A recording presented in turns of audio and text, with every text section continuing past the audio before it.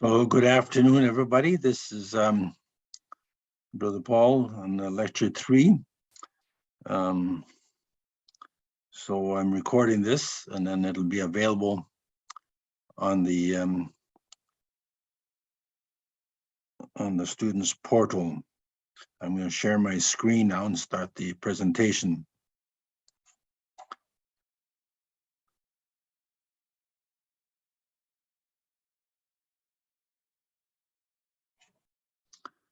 So and today is the 14th of March, 2022, and this lecture 3 of Introduction to Agroecology, AEEC 211. And today's presentation is on Unit 3, the Zambian agricultural sector.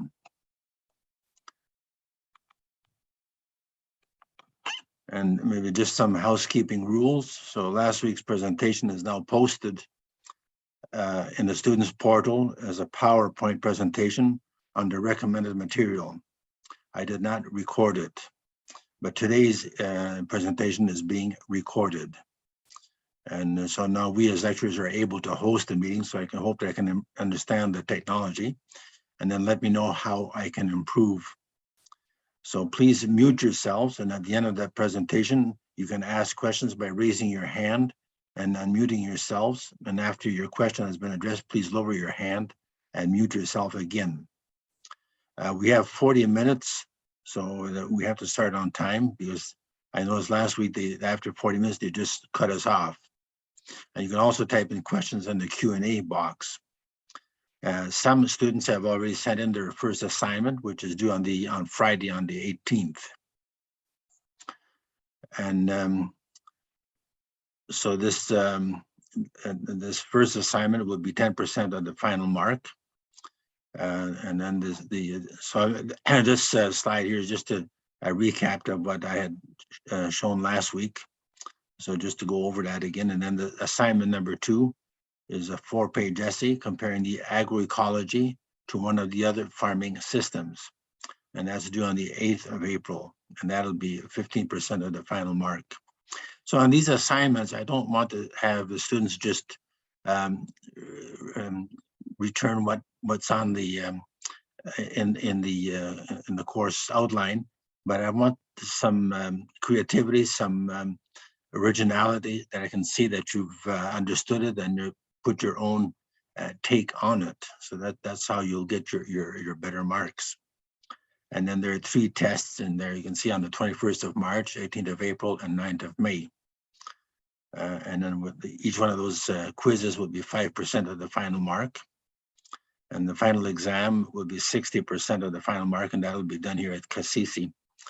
And then as we had agreed, every Monday at 13 hours, we'll meet for 40 minutes. So today's topic is the agricultural sector. And that in 2013, Zambia's agriculture accounted for 18% of the GDP, which was very, very good. But it declined by 2017 to 8.2%. And so this suggests that the sector has very low productivity, lacks access to productive assets, and has very little crop diversity, making farmers vulnerable as price takers. 42 million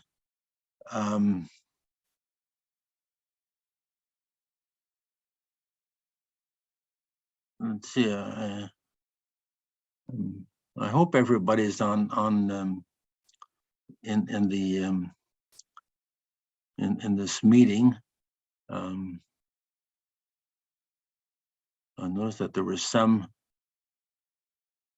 Okay, so I noticed that there were some that were not admitted for some reason. I don't know why.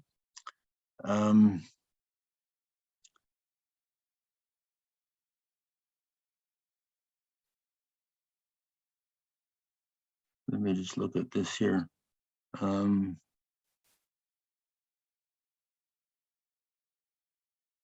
must be something here that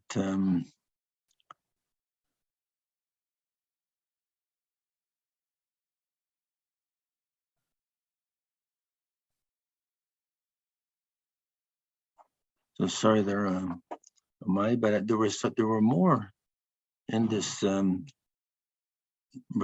group a few minutes ago. I don't know what is happening.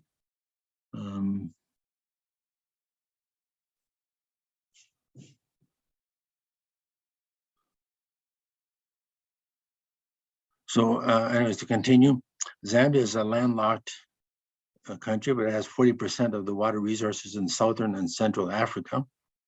And the stable food is maize, but other crops grown are coffee, cotton, also organic cotton, tobacco, soybeans, and organic soybeans, sunflower, sorghum, millet, and many, many others. And Zambia is one of Africa's largest seed exporters. I think we all know about the FISIP program. I don't think I have to go into any detail there. The livestock subsector includes large animals, pigs, goats, sheep, and their processed products. Small animals include fowl and rabbits and the chicken breeding industry. The fisheries subsector contributes 3.2% of the GDP, and 13% of that comes from aquaculture, which is quite something that is, and there's need therefore possibility of growing that subsector. Some of the larger agribusinesses are Zambeef, Superior Milling, Sero, Alliance Ginries, which does the organic cotton, Seedco, Cargill, Amatheon, Afgri, Syngenta, Zambezi Gold, organic honey. Seba Foods are now into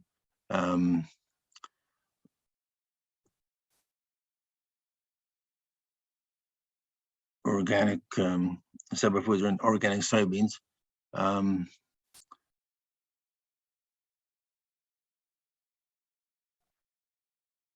The reason I'm pausing here, Umali, is that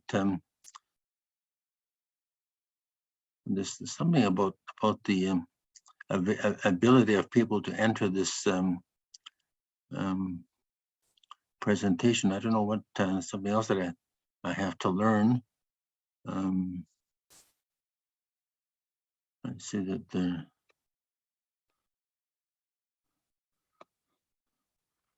that should be automatic. I shouldn't have to admit people, but anyways, that seems to be what's happening. And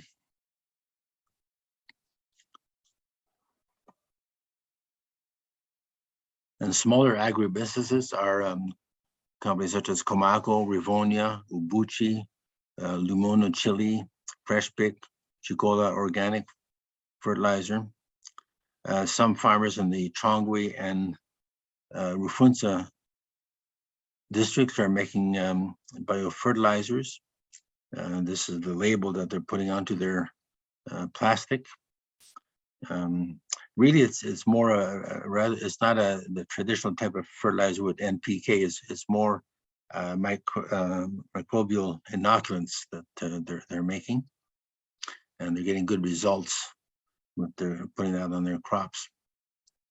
There are 2 land tenure systems in the country: customary, which is about 94% of the land mass, and state land. Landowners on state land can get a 14 or 99-year title deed. Farmers on customary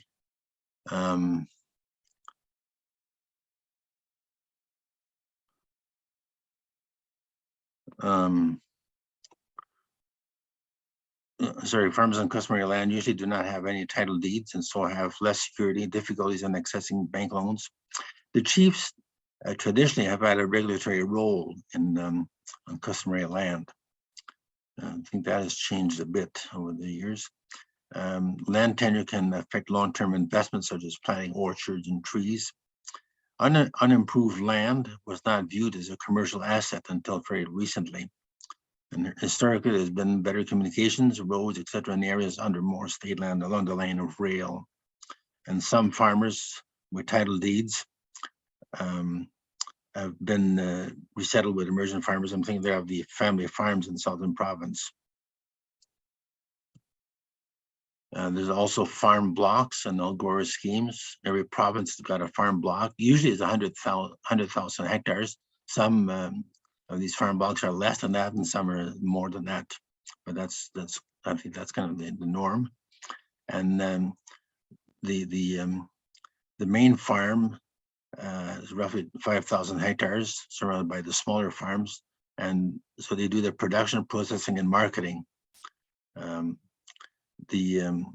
example would be Ilivas farm block in Mazabuka producing sugar. So there are implications for extension workers working under various systems, including FISIP. So, if an extension officer is working in a farm block, or as opposed to working in the village or at family farms, there would be different modes of working. There are three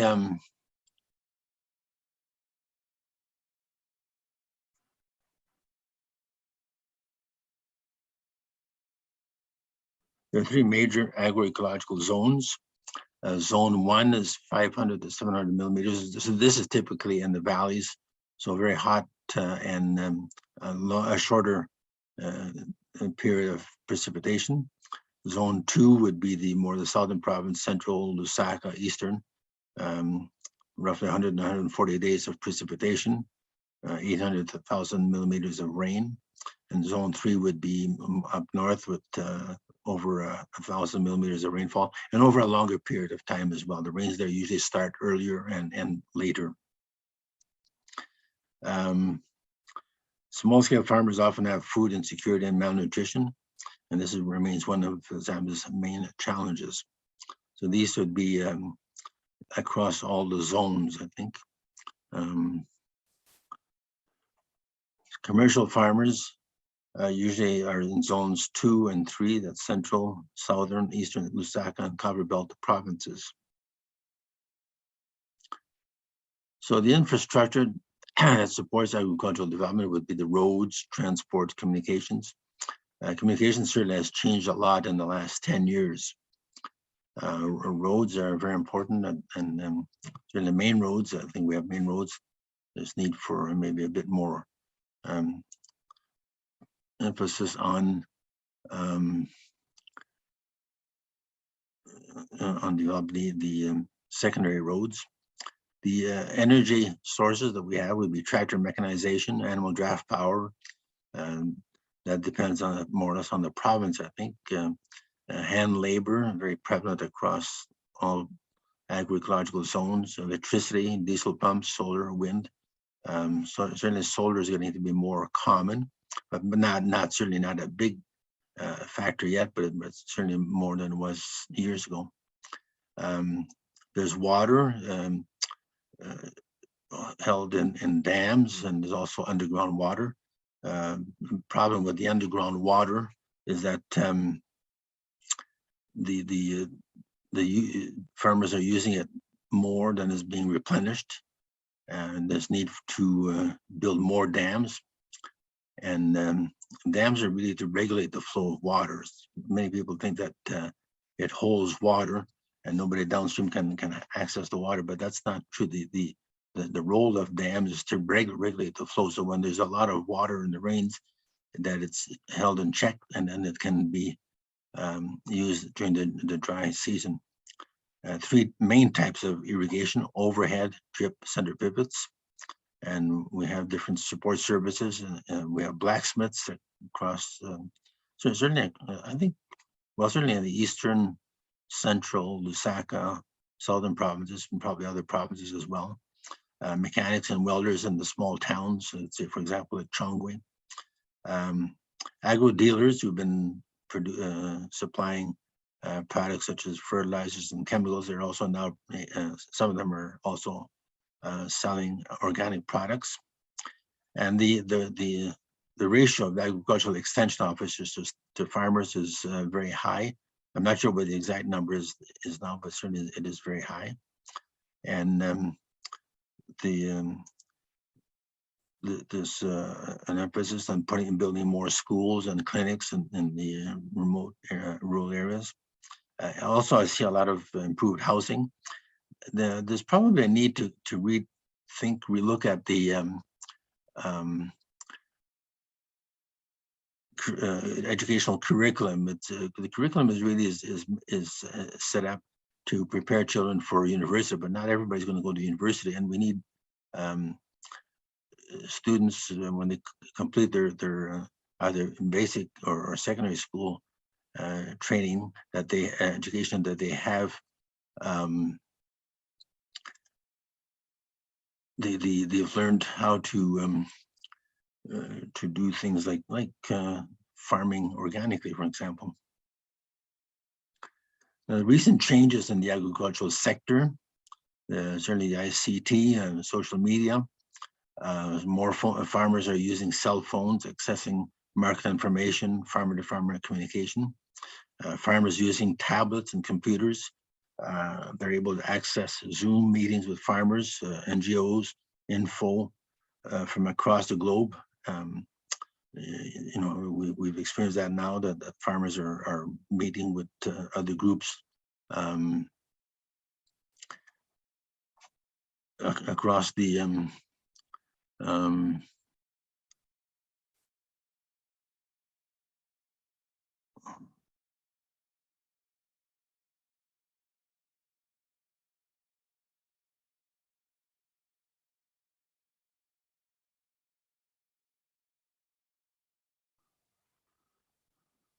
so sorry, more people were joining here, and that's why I'm slow down a bit.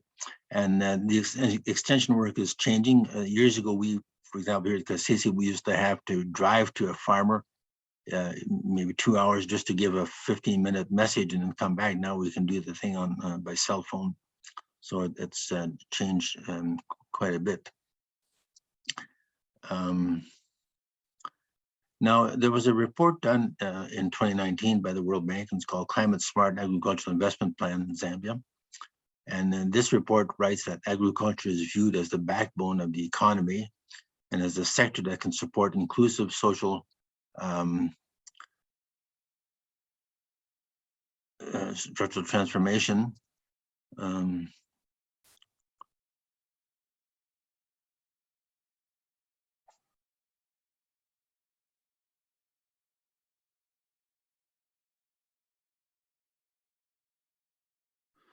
So again, more people are joining here. I have to find out how to do this so that I don't have to admit everyone one by one.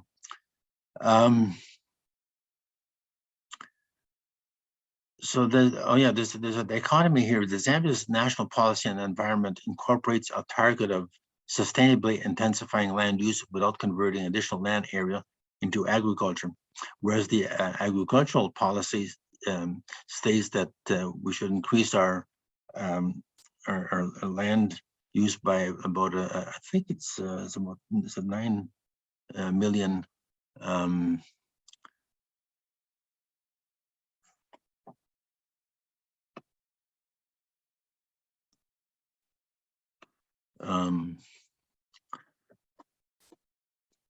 hectares, and so rather than so the national policy on the environment is looking at increasing production, but on the same area of land. So I think that fits in much more with the COP26 that we've just finished in Scotland, and to do this in an environmentally friendly way. So Zambia has to double its food production by 2050. And the projections through to 2050 are driven by increased population, the GDP, as we expressed at the very beginning. So if the GDP, if agriculture could contribute, let's say 30 to 40% of the GDP, that would be a great help to the government, and increase food demand. So that's need to increase food production by twice as much. Now, the projections are that the conventional agricultural practices are on track to meet the basic national caloric needs by 2050. The difficulty with that is that we all know that the conventional agricultural practices are polluting our water, our air, our soil. It's not sustainable. The food production under CSA will increase yet further than the conventional agricultural practices. Now, CSA in this report is defined as minimum soil disturbance, residue retention, crop rotation, crop diversification, agroforestry,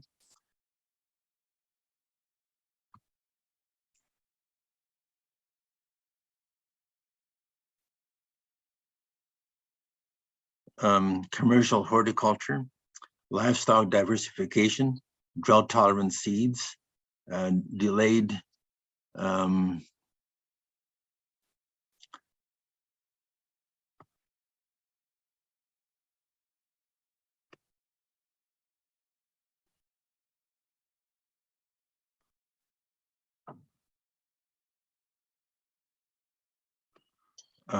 delayed planting and reducing post-harvest losses.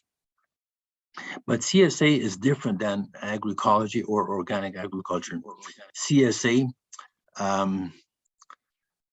still uses fertilizers and chemicals.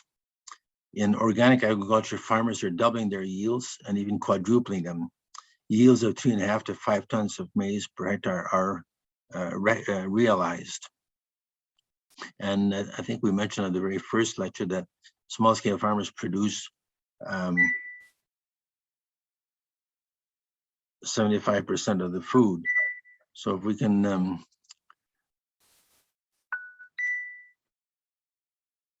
let's see, there's a bell ringing here. I'm not sure what that is all about.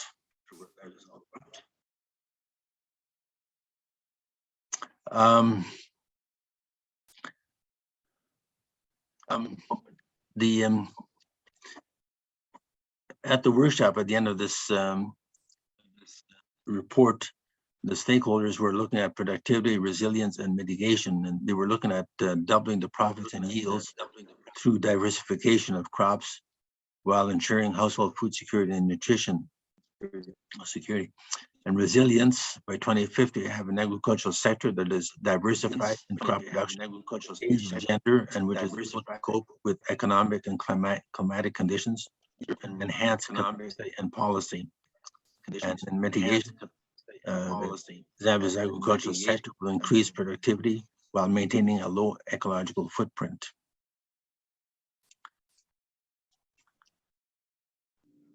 Now, practicing agroecological and organic farming does sequester carbon in the soil, but the question arises, should farmers be paid for sequestering carbon? Twin World Network and the African Center for Biology believe that nature-based solutions are best when they are decoupled from carbon offsets. And so we should be careful not to be fooled into thinking that if we sell carbon offsets, we are helping the environment. We're in fact continuing the greenwashing of the fossil fuel industry. So that it's a nature-based solution rather than nature-based seductions.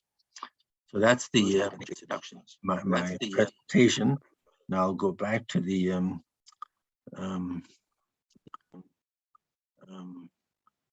screen if I can open it up and see.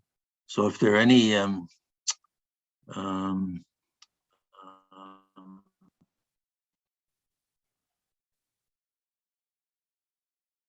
questions and so on, you can post them now. I don't see here where I can see your hand in case you've put up your hand.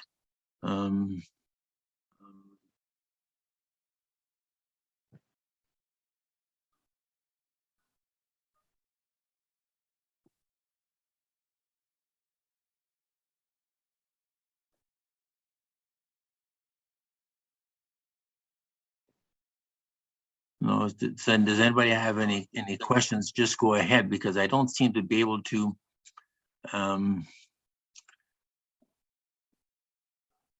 to see whether I had that the first week. I could see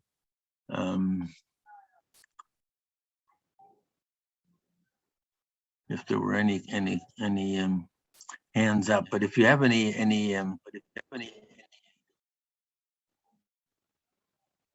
questions, please go ahead.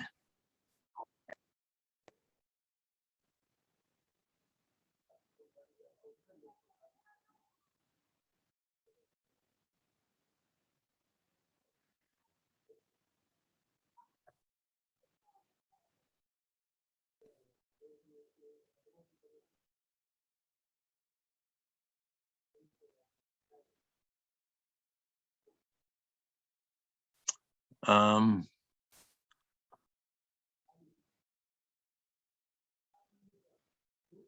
I say, if you have any questions, please go ahead, because I don't seem to have the facility here to see if there's anybody's put up their hand.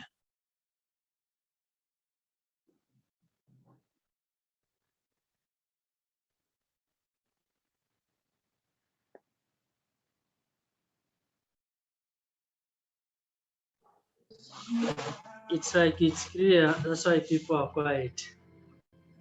Sorry? I assume that I think it's clear, that's why people are quiet. Okay.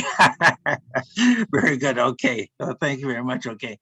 Well, then if there are no further questions, we can probably close. Again, I have to apologize that I'm not totally conversant with this whole system here yet. I noticed that even now there's some people that are just entering now.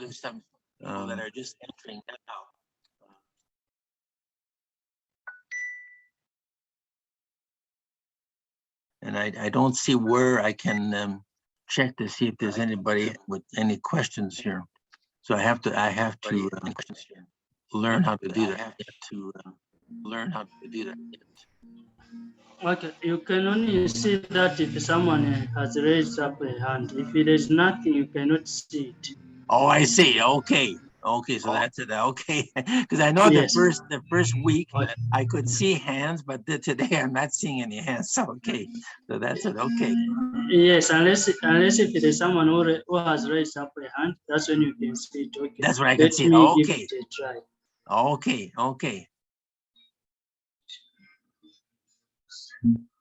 So so then do you think we could close? And I don't see if there are no questions. Okay. Have Okay. you seen that?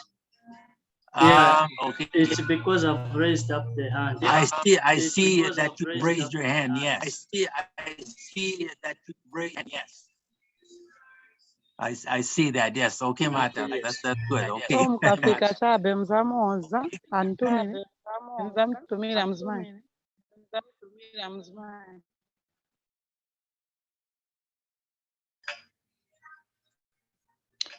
I have a question, Brother Paul. Okay, Eunice, go ahead. Okay, Eunice, go ahead. Have you recorded your presentation? Because we, some of us, we came late. We didn't know the Zoom link which we have used. Instead, as we went on to the last Zoom link, meanwhile, yourself, you used the first one. Now, have you recorded your lessons for today so that we can follow it? I did record it. So the way I understood it is that you were able to get onto this Zoom meeting by going to the to my course, and then there's the Zoom link there. Is that the way that you finally got on? Yes, it's the way, but you used the first Zoom link, the first one on top. After I go to my course, then you go to Introduction to Agroforest, then you use the first Zoom link. But meanwhile, the other students, they used the last Zoom link on the list. No wonder we came late to this page. Okay, well, I'll have to talk to you about that, because I don't have the way that some has set it up is that I don't go there myself. I go to a different and so I have to find out from you what maybe the two are not linked. So I don't know. I'll have to check. Okay, let's meet at 15 hours at the office then. Yeah, okay. Are you at the office now? Yeah, okay. No, I'm still home. Okay, so okay, we'll talk about it a bit more. So all right. Okay, thank you, Eunice. Yeah. There was somebody else I think that had their hand up, but I can't see who it was. Yeah, it's me, Martin. Oh, okay, yes, I can see your hand now. Yes, okay, okay. Yes, In fact, it showed me that you are recording the video, so I don't know if you can manage to send it on the portal. Okay, I cannot do that yet, but I'll send it right now to Mr. Nsama and he will put it on the portal. All right, okay. He hasn't shown us yet how to do that. But I've All right, recorded it, okay. so I'll send it, yes. Recorded it, so I'll send it, yes. Okay, thank you. Okay, Mr. Imasiku, yeah. Okay, so I think we'll close then, and we're close to our 40 minutes. And so we'll meet again next Monday. And hopefully things will go even improve better. Okay, so thank you very much for coming on. Okay, bye-bye. Thank you. you. Bye-bye. Thank you.